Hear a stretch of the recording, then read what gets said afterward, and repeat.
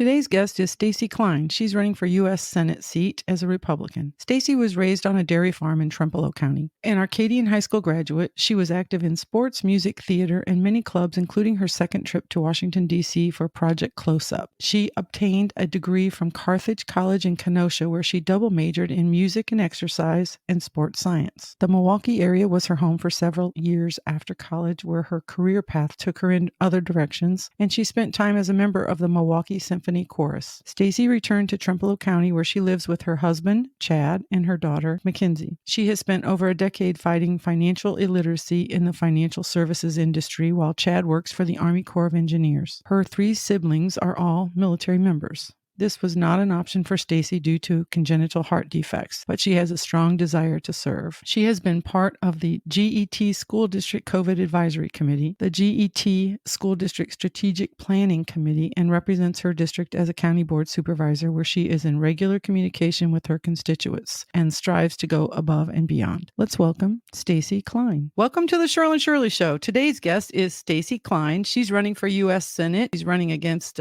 Tammy Baldwin, who's been in there for many, many years. Welcome you, Stacey, and maybe you can tell the folks a little bit about yourself, and then we'll get started. Sure. Well, thanks for having me. I appreciate you, Cheryl, and then I appreciate having the opportunity to come on the show and be able to share more of the message. So right now, I'm a financial advisor with the campaign and the busyness. I've been maintaining clients. I'm married. My husband works on with the Army Corps of Engineers. He works at our lock and dam here in town. And then I have a 10-year-old daughter who is feisty. She's definitely opinionated, and she's a great sidekick to have along on the campaign. We've just been keeping busy going around the state of Wisconsin. We have a 72 county strategy where we want to make people feel that they are not in flyover country and we can get out to meet them and hear their voices. Just really excited to have the opportunity to be involved in this. We live in a rural area. I lived in the Milwaukee area for a little while after college, which was really nice to get to know what it's like to live in the city or the urban areas. Ultimately came back to Trempealeau County about 10 years ago. It's really nice to be with my family, just know all of our neighbors and live that rural life. We're fighting hard to preserve that not only for ourselves, but for future generations. Yeah, that sounds fantastic. And I certainly understand living in a rural area. I lived in a very rural area. Some of the things we fight in rural areas are broadband and things like that too. Mm-hmm. Yeah, we find that very difficult. And when we're trying to do things like this, sometimes it can cause issues. I wanted to get started. I had some questions, and you and I talked yesterday briefly, and I did get a chance to meet your husband and your daughter, which was kind of nice at an event. And I could tell she's definitely very engaging and also a huge supporter, which is what should happen. Yeah. And so that's very exciting. So I'm sure she's very excited about going out on the trail too. And like you said, 72 counties, and our counties are huge counties too. Many of our counties are gigantic. Yes. So really takes a lot out of you. And I know that financially it can do a lot too. I appreciate you standing up to be a candidate and a strong woman. Thank you so much for that. Well, thank you. What do you think sets you apart from the sitting senator right now and other candidates that are running, that people should pick you when it comes to that ballot? I'm a conservative Christian. I'm a wife and a mother. I know I mentioned that to another couple that I had met, and they said right there separates me from Senator Baldwin. But she's been in government for a long, long time. She entered her first office, I believe, in the mid-'80s, and she's been out in D.C. for a quarter of a century. So she's been living off the taxpayers that entire time. She's been voting for deficit spending, bloated bills. In the meantime, for over a decade, I've been fighting for families, for their financial situations, financial literacy, fighting to educate people on how they can take control of their financial situation and not be depending on the government or hoping for support from that. Also been fighting against this whole notion of eliminating women. And we don't see that with our current senator. Even my 10-year-old daughter is very clear on what the difference is between a man and a woman. And it's astonishing how many of our leaders out in DC can't seem to answer that question. The vast majority of the country agrees that 2 genders, and we need to fight for women's rights. We've spent so much time over the last couple of decades where the feminism has gone just over the edge in the wrong direction. We need more leaders to step up against things like that. I totally agree with you 100%. It's fascinating to me, someone who was around when Title IX came around. Yes. Yes. And, I fought hard at that time because I played on every sport you could possibly play on in high school. We had to they gave us a list, go buy a blue shirt, gold shorts, or blue shorts, gold shirt, white tube socks with blue stripes. Yep. And we, as women, we had to buy our own. on and Title IX came around. We were so excited because we got to have the ball field, such a refreshing kind of thing to happen. And I wasn't a feminist. I was 13 years old then. I didn't know what that was. All I knew was we were being treated fair finally, and it seemed like a good thing. And now it seems like we're being pushed aside and turned into something that we're not. Yes. And it seems like they're trying to erase what women are. And it also seems like they don't appreciate the fact that being a wife and a mom is just as important as being something else. And raising children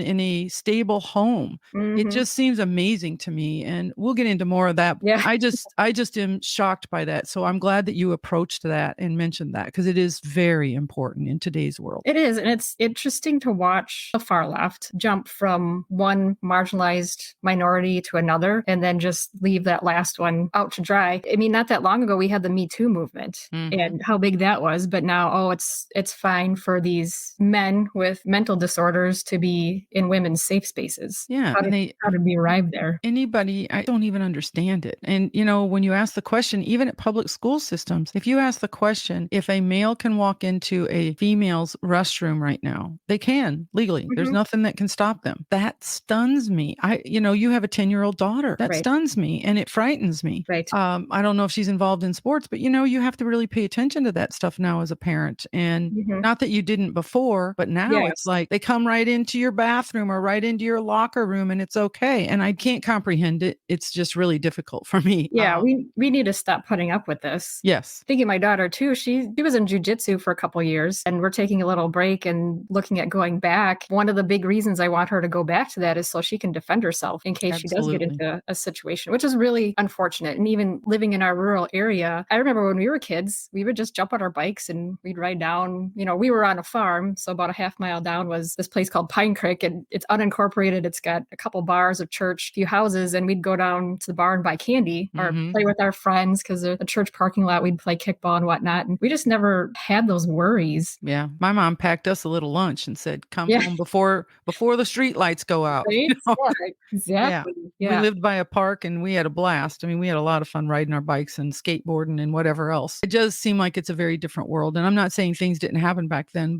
This is a totally different kind of issue that we're facing in today's world. And it just seems women are not fighting for women right now. We have to. If not, we're going to be a society of what? I mean, I don't know. There's not going to be any kind of a differentiate, nothing. I mean, it's going to be, we're all the same. I mean, it just seems very different to me. Yeah. So, why did we separate men and women's sports to begin with? Yeah, I don't understand. Yeah, it's sort of like I knew for a fact that I couldn't play fast pitch baseball. And I had to play fast pitch softball. There's a reason for that. It doesn't make any sense. And you don't see any major league women on baseball teams. And I don't know. It's very interesting. Yeah, that's the thing too, because you see all these, you see men who believe they're women fighting to get into women's sports, but we don't really see that going the other way. No. And I believe there's reasons for that. I know the second part of the question was, what separates me from the other candidates. So as of right now, I know we have one person besides myself who is announced and then a couple of other potentials. And looking at the field, I'm the only one who's had any type of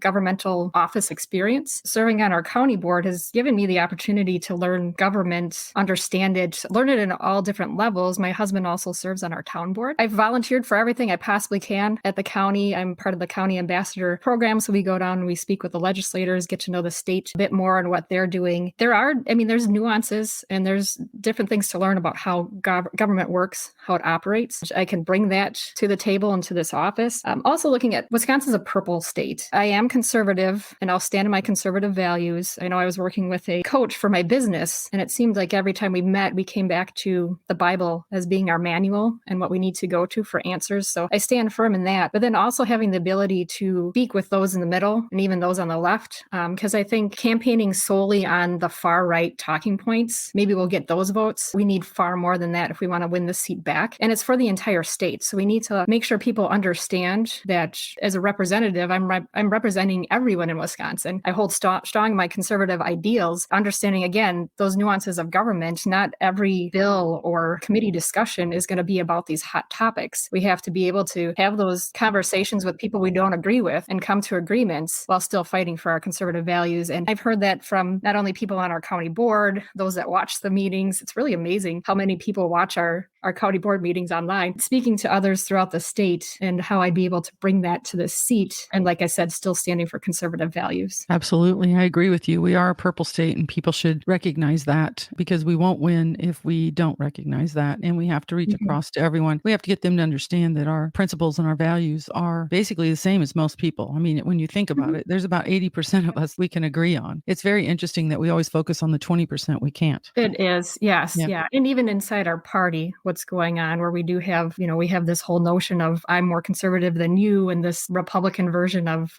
virtual signaling, which doesn't do us any good. And instead of the infighting, if we would just all come together, we have the same conservative core values. Maybe there's some slight variances in certain topics and whatnot. Ultimately, like you said, as Republicans, we want the same thing. And I really believe that there's plenty of moderate Democrats that want that as well. And independents, people in the middle. As we've traveled to the state, I've heard from other people, not only myself, believing that we're entering into another Reagan-esque type of era where the left is progressive, well, the far left. And if they're continually progressing away from our conservative core foundation, then that means they're leaving more and more people behind. I can see where we can have another wave of that, similar to how Reagan did that back in the 80s. Well, it's a good answer. Why don't you maybe name 3 issues you would focus on, what they are, what you would do differently than what is being done right now. And hopefully some of that's going to hit on financial. Yeah, actually, I was going to say 2 of them fall under that umbrella in some degrees. The first one is, like I talked about, the lack of financial literacy out there. I was curious. I looked up a couple statistics. One that jumped out at me is 54% of our baby boomers are still in the workforce because they have less than $25,000 saved. And you look at, especially in the inflationary environment that we're in, how far is $25,000 going to get you? So they're completely dependent on Social Security and Medicare. We need to keep those programs, but we need to look at the overall budget. And I know this is lofty. It's going to take a lot of people and a lot of effort. We need to do a fundamental overhaul of the spending. It's astonishing to me that,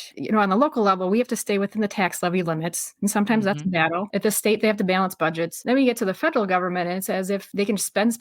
Nobody cares how much. Nobody cares when it's going to get paid back. I mean, can you imagine if you ran a business in that manner? When you ran a small business, you know what I'm talking about. I do. Focusing in on how we can make sure that we have that there for our seniors, and implementing programs where we can provide better financial education. And there's a plethora there. I'm not going to go super deep on that topic because I know I'll get off on tangents just with my financial background. The second one ties into that, looking at that so many people feel that our government has grown into this massive monster. It's involved in so many aspects of our life that we don't want it in. We want the more limited government. Like I said, Tammy Baldwin has been there for a quarter of a century. There doesn't seem to be any programs, like funding programs, that the Democrats don't like. Their approach is to throw money at this situation instead of looking at what's the root of the issue. How can we solve that so that we don't have this continually as an issue? It's just a temporary fix. A couple just quick examples on that. Looking at childcare, that's a major issue throughout the country right now. I know Tammy Baldwin co-sponsored a bill. It's the Child Care Stabilization Act. And all that is throwing money at the situation,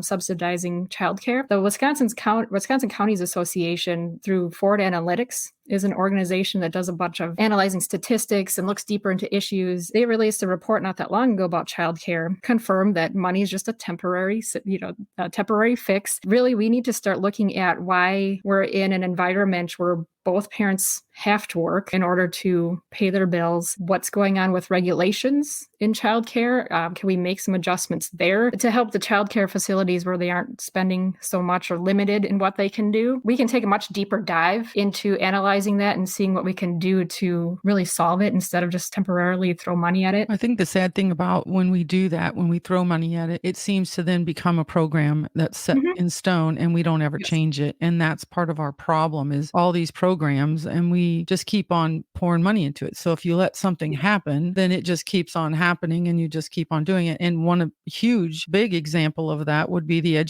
public educational system, which is a disaster. Yes.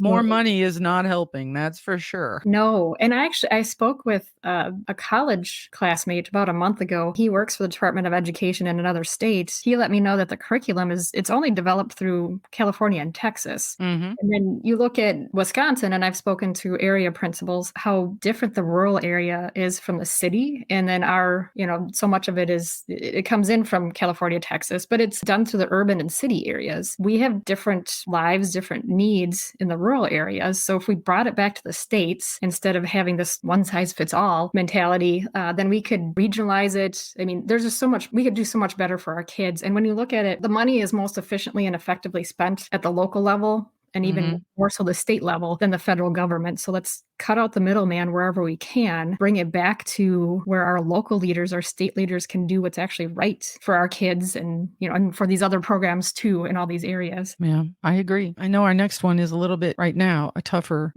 plane, because we're going to talk a little bit about supporting wars and what's going on in our world. And that's one of the things that federally, state-wise, these guys can't really do much except for pay attention to it. Federally, that's one of the jobs. So my question is, do you support the wars? And if so, why? And if not, why? And of course, that means Ukraine. And we've poured a lot of money into Ukraine, and that's become conversation piece nowadays. And Israel, if you can answer both together, you can answer them separately. Probably separately would be better. Yeah. Well, and we've been working on building out our foreign policy team just to take in as much information as we possibly can, and more so than just what's shown through the media. I understand the notion that supporting Ukraine is going to prevent a larger conflict later down the road that could cost us more and cost us lives. Israel isn't going to be able to defend themselves against the neighboring countries if to be at a probable escalation. My hang up is, I remember when my siblings were going into the military, and my generation was serving, and we had people going to Iraq and Afghanistan, Kuwait. There was pride and strength in that. The U.S. has, we've been that country that has had the finances, the military, the strength, like I said, where we've been able to not only fight for our freedom. I mean, our country is rooted in military and, fighting bloody wars to give us our God-given rights. And we've been able to do that for other countries. But then you look at what this administration has done, especially through COVID, how we've just continually weakened our military. I mean, we had tens of thousands of great people, strong people serving that left the military over an experimental vaccine. And those are the type of people that we need in there fighting. I do get a bit torn on what we should be doing in these situations because we want to help. I think that's just our nature. But do we have the personnel and the resources to really give it what it needs? Well, I told you earlier that I had served in the Navy proudly. I think what shocks me now is, like, when I saw the statistics, my brother-in-law and I talk all the time about this because he was Army. So he calls me Navy, I call him Army. And we kind of get into little spats here and there about the football games. And we were talking about this. The statistics showed that the Navy is going to be down for this year at least 7,500 recruits. Wow. That's gigantic. I mean, it was always a pride. I mean, I was very proud. I served under Ronald Reagan and I was very proud of George Bush. I'm sorry. I was very proud of what I was doing at the time. It was like esteemed to be in the military. People respected you. Now I see this, after Afghanistan. I mean, we've seen some debacles from this administration that we haven't seen since Vietnam. Yes. And it's shocking to witness this. And so that doesn't make it where you want to go into the military. Why would I want to go under this guy? Now he's got us into wars. We can help, which we've always done. We are a strong nation, or at least we were a strong nation. Right now, our commander-in-chief, which is frightening, to be honest with you. And that's just me saying that. You don't have to say that as a candidate, but I'm saying it. It's frightening as someone who did serve before. I'm grateful that I don't have a family member in the military right now because it's frightening. You don't know what's going to happen. Are they going to send you in there without weapons? Are they going to send you to be humanitarian aid? Or that 3 of your siblings are in the military? And that has to be eye-opening for your parents and for yourself, your family. Thank them for their service, because we are grateful that it seems like, the Midwestern people, we seem to be people who don't mind standing up for our country. Yes. We're proud to do that. Yes. Yeah. And it's sad to see. Okay. So a lot of people my age, they've put in their 20 years or getting close to that, but they don't want their kids to go into the military because it's a completely different system. I've heard that. I mean, when you have DEI that you're worried about more than you are serving the nation, I don't care what color or what nation or anything somebody is next to me that's fighting. I don't care. Yes. We're fighting for the same thing. And that's what I'm not understanding in today's world. It's becoming more difficult to grasp that. And then when you see the news and you see what happened in Israel compared to Ukraine, and And honestly, I mean, this is my opinion on Ukraine. It's been a Mhm. very crooked country for many, many years. Yes, yes, yeah. And I still think, obviously, that they should be able to protect their borders, but it's amazing how we're fighting to protect other people's borders, but not our own. Yes. I'm lost on Mhm. that. It Of is. course, again, that's my opinion.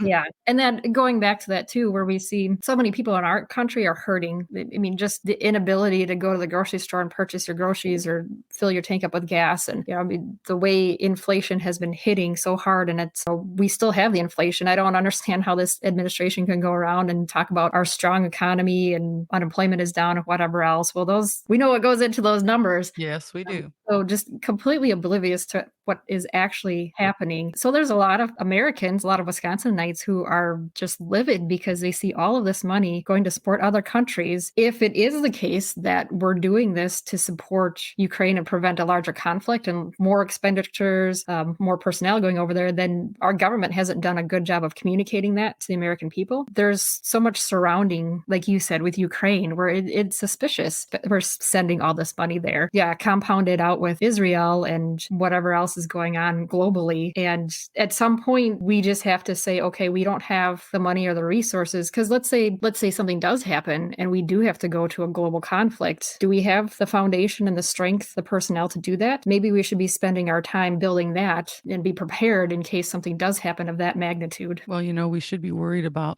making EV tanks, I guess. I won't go there. Well, that was another of the spending issues that I talk about when I'm out on the campaign trail, that the Wisconsin DOT, through the infrastructure bill, got a $78 million grant. Because that drives me insane. We send them all this money and then we fight through these grants and programs. We send our dollars, we get pennies back, and then they're restricted. We can't even do what we need to with the money. The grant had to be something green. So they're putting in EV chargers all over the state on the highways and the major roads. But then you get into the issues like with gas stations. If they're going to sell the electricity, that they would have to be considered a public utility. Mhm. So there's hangups there. I'm sure you're familiar with that. I looked at it. What if they took the $78 million and were able to give, that'd be a little over $1 million to each county. Typically it takes, I've heard it's about $800,000 to $900,000 to resurface a mile of road. That would actually make an actual impact. Mhm. Especially traveling around in southeastern Wisconsin. Oh my gosh, we can't complain about our roads up here. I know. I've done it too.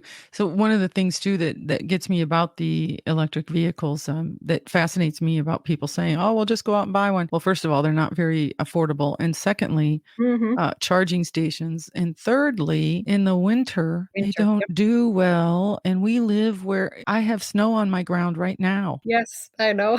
So, you wake up to snow on October 31st, and Okay. it's only about an inch and a half, but still, it's still Mhm. snowing, and so frustrating because it's cold. Yeah. People that live in urban areas, okay, if that's what you want to do. Where we live, just to go out and warm your car up takes a while. I've done a lot of research on these. I'm not interested in them at all. I'm not interested in paying $8,000 for a battery or whatever it's going to cost, and $14,000 to put a charger into my home so I can plug it in every night and pay more for the electricity. It's ridiculous, and it needs to stop. So I hope we can get it to stop. It's ridiculous. I'm all for environment, going green, doing the best you can. These mills are The killing turbines. Yep. killing birds. They're Yes. making it hard for the whales. I mean, all these things. They never think outside of the box. Yeah, well, they just that emotional tie to it. Oh, we're saving the environment. Well, like, how are these products manufactured? And Correct. you look Where at are the we getting the parts? Where are the Yes. parts coming from? Yes.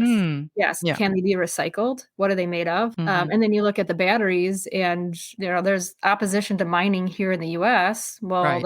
those special kind of metals have to be mined in other countries and then shipped here. You hear about the tonnage of earth that has to be moved, and of course, it's diesel engines moving all of that. Yeah, it's almost like the Wizard of Oz. Pay no attention to the man behind the curtain. It is. You're right. It is, and that's good way of putting it. Can't you get people into a room and network and talk about all these brainstorm? Let's say, okay, what could go wrong? Yes. And these are the things that can go wrong, and how do we fix it? When I drive up north now and I pass Rice Lake, on the right hand side, all you see is those. It's horrible off of the highway. That's what you all see. those You're in the Northland. No, Mhm. actually, what I saw was all the Yes, okay. solar panels everywhere for Yes. acres. And I just think to myself, what have they done? It's just not a good look for what we are. You talk about environment. I don't want to look at that. I want to see the pine trees. I want to see the leaves changing. I want to Yeah. see animals. I don't want to see panels for acres and acres. That's all Yep. you see. Honestly, in the winter, we really don't get that much sun. Yeah. And Well, then and do they get where's the covered by power going? Is it Yes. going to help the people that live there? Because we're having this issue right here where I live in my Mhm. community, and they're putting up more and more and more. And none of the electricity, none of it is going to help anyone in this area. But we have to look at it. I didn't want to get off on a tangent. Sorry. Good. But issues that really do affect regular citizens, we are fed up. Now, you can be for this kind of thing, you can be for it. But I would like to sit down with people that are and ask them, did you think about this? Did you think about that? I mean, it all sounds good, putting solar panels on your roof. That's great Mhm. if you can use your own electricity. I think that's Yeah. fantastic. Yeah, I agree with that. I think the only question I'd have with that is, is there a way to recycle, or what do you do with the panels after they've exceeded their use? And then another question, talking to people recently, I mean, all these solar panels are a dark color, so they throw off heat. Mhm. It may be okay during the winter, but then is that contributing to, heat during the summer? So again, people are going off emotion and the surface of, oh, hey, we're hoping or helping the environment, and not really delving in to see what this really is. Correct. So I think we did get off of it a little bit, and I'm Yeah. sorry about that. Like I was talking about, how can we defend our freedom, or how can we defend freedom around the world when we have an administration seems to be hell bent on diminishing the freedom we have here? Yeah. And so, I mean, we are to some extent fighting an internal enemy. And then, of course, you get into the whole border issue and who's been let in and what's going to happen with all of that. Again, we want to help, but we also need to make sure. I mean, it's just like you think of your own house. Well, if you live in just a shack and can barely afford to feed yourself, how are you going to be able to take people in and help them? Or, you don't have money to send to help people. So we need to, I mean, and as of right now, we're just putting everything basically on this unlimited credit card. And I know another analogy that jumped in my head, what if you had parents that paid for your stuff all your life, and it seems like they're really successful, and even as you got older, they'd buy lavish gifts for you and your kids, and then when they passed away, you find out that it was all borrowed, and now it's your responsibility to pay it back. And what our government's been doing is just, oh, well, I'm not going to pay it. We'll just push it down to the next generation. Yeah, it's kind of It, sad. yeah, We witnessed that for a long time. That's what I see when Mhm. we are 31 trillion in debt. Mhm. How do you get out of that? Yeah, I don't even know. it's higher now, and it's unsustainable. I mean, it's only a matter of time before what hits the fan, and we can't go any further. Well, I know recently I received a letter from Fair Immigration. I'm not sure if you're familiar with them or not, but they sent it out saying that the World Relief Wisconsin is looking to resettle refugees in Eau Claire, Wisconsin, without conferring with local elected officials as the law requires. I was a little stunned when I got that letter. And of course, being originally from the Northland, I was shocked. Eau Claire, what is going on? And then refugees, where are they from? I mean, I happened to go down to Madison last Wednesday and a couple of the reps, and they basically said that, yes, they had just heard about it the day before. Mhm. They were saying that it was supposed to be Somalia refugees, and they don't even know how many or anything yet. That's what I heard. Now, you had said that you had gone to a meeting up there, so I kind of wanted to hear a little bit about that and what your take is on all this. Sure. Yeah, I went to Eau Claire a couple Thursdays ago, and I believe it was the county Republican Party that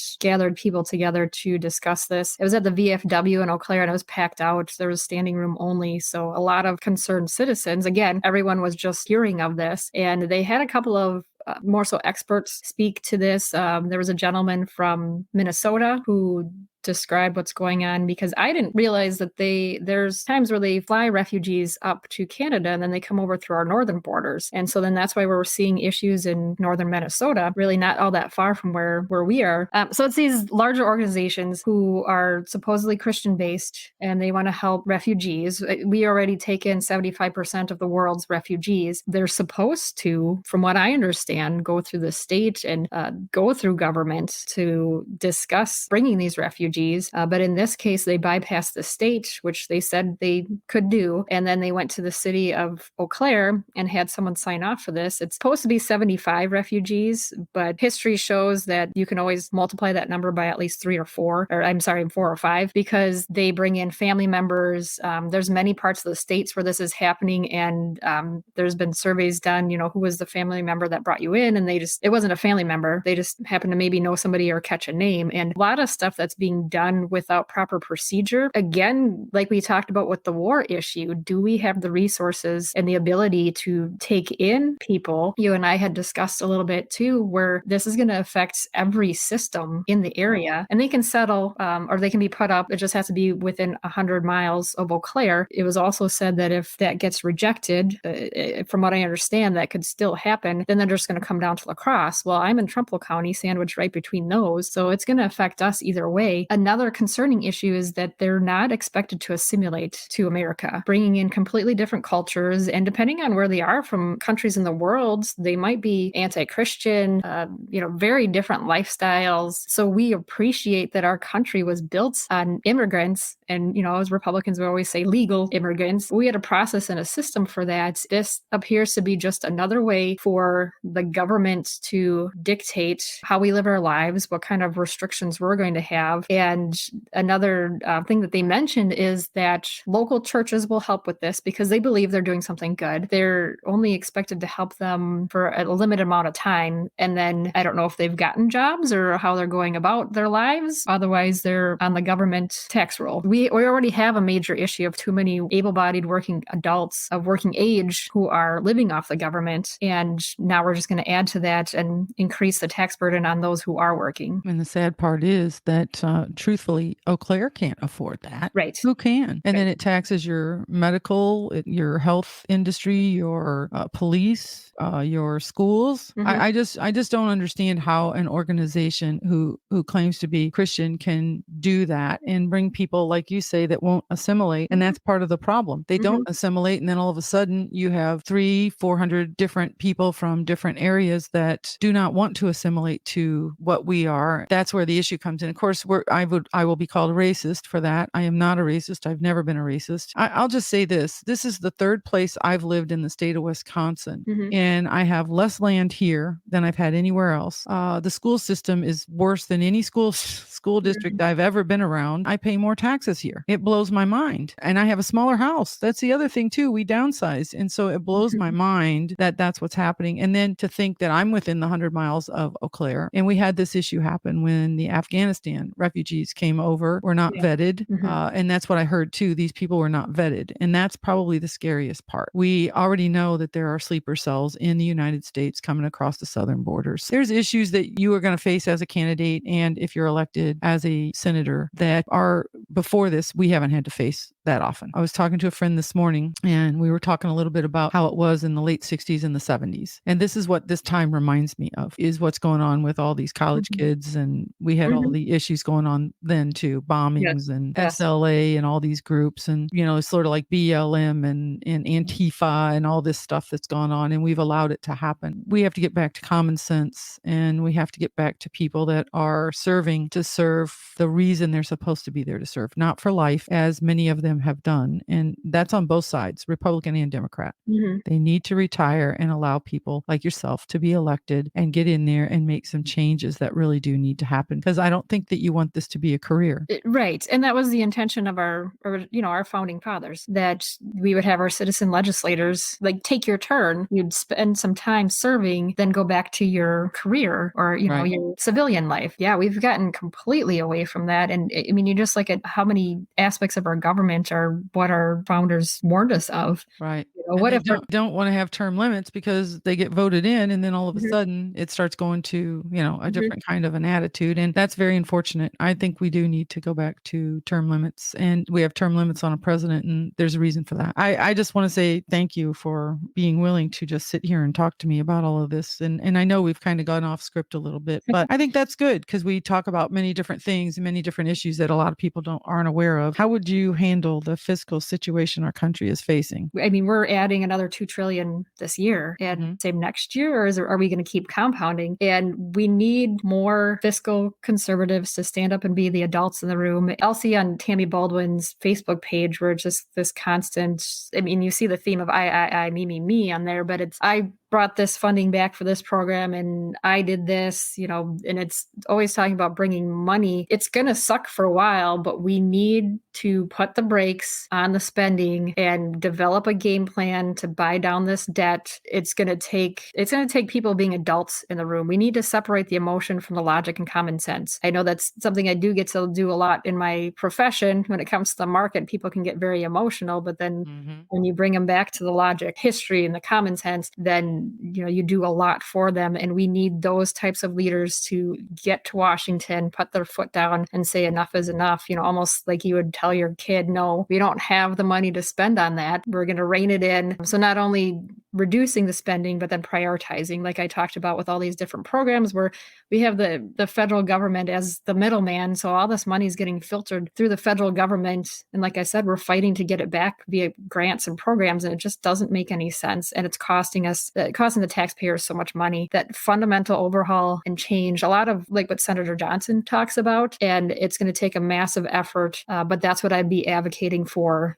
if elected to this seat. That sounds fantastic. And I hope that I live to see it. That's what my wish is. Very scary right now. And I worry about my son, his wife, and they haven't started a family yet. They're planning on it. And I worry about that grandchildren coming into the world because it is a very different world than what I was raised in. I want to thank you very much. Now, I want you to tell people how and where they can find out more information about you. And if they want to volunteer, help, or donate, where they can find that information out. Just let us know. And then if they want to reach you or something, how they can reach you. Sure. So my website is Stacey for Wisconsin. That's all spelled out. And my first name is STACEYFOR, and then spell it Wisconsin.com. So they can find some more information on there. My Facebook is Stacey for Wisconsin. Like and follow that. Once a week, I'm releasing an opinion piece with just more in-depth information on how I feel on a particular subject. And we've been able to reach a lot of people with that. So that's on my Facebook. We'll be getting those up on the website as well. If you're more into Instagram, Twitter, we're just starting those. So again, Stacey for Wisconsin. And they'll go to social media. So that's true. Yeah. And they also go to podcasts, by the way, Stacey. Yes. Yes. I love podcasts. Me too. I listen to a lot of podcasts. That's usually where I get all of my information. And so I just want to say thank you so much. It was great talking to you and getting to know you a little bit better. And I wish you the very best. I know it's not easy going around the state, like I said, and the amount, what it costs for gas and things like that. And raising money doing this is not easy either. Everybody has candidates that they donate to or they donate to a party. And I'd say people out there, as a person who has donated to people, pick your candidate and donate to your candidate and do it early. I always find it very interesting that people always say, well, I'll wait till after the primary. Well, you want to pick who's going to win the primary. That's the important part. Giving you a little plug there. So thank you so much for coming on. And is there anything else that you would like to point out or anything that you'd like to end on? And then I just want to say thank you for listening to the Cheryl and Shirley Show. You can find us on pretty much every platform, podcast hosting site. Take a listen, share it, and get her name out there and help her a little bit too. Thanks. Yeah, I'll just say a quick thank you, and how I've been ending as I go around and speak that we need to put on the armor of God, get to work, do the tough things necessary to bring our country back to the exceptionalism that we grew up with so we can preserve it for our future generations. All right. There you go, folks. Stacey Klein running for U.S. Senate. Thank you, Stacey. You have a great day. Thanks.